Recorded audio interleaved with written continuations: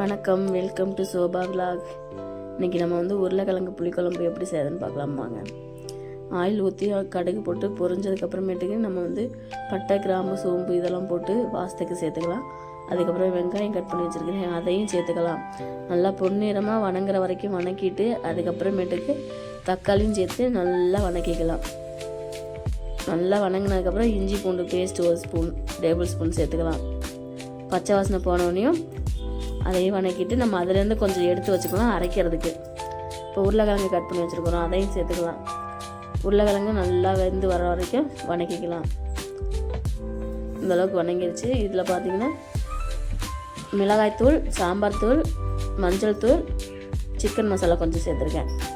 போட்டு அதுவும் நல்லா வணக்கிட்டு அதுக்கப்புறமேட்டுக்கு தேவையான அளவுக்கு நம்ம தண்ணி சேர்த்துக்கலாம். பச்சையாக தானே கட் பண்ணி போட்டுக்கோம், அதனால ஒரு 1/4 மணி நேரமாச்சு வேகும். தண்ணியை ஊற்றி நம்ம உப்பு போட்டு மூடி வச்சிட்டோம்னா அது ஒரு 10 நிமிஷத்தில் வெந்துடும். இப்போ நம்ம அரைக்கிறதுக்கு எடுத்து வச்சுருக்கோம் பார்த்திங்களா, அதையும் அரைச்சி சேர்த்துக்கலாம். நல்லா சுண்டி வரட்டும். அதுக்கப்புறம் புளி எலுமிச்சம்பழம் சைஸ் அளவுக்கு எடுத்து அதையும் நம்ம கரைச்சி குழம்பு நல்லா திக்கானதுக்கப்புறம் நம்ம புளியவும் சேர்த்துக்கலாம்.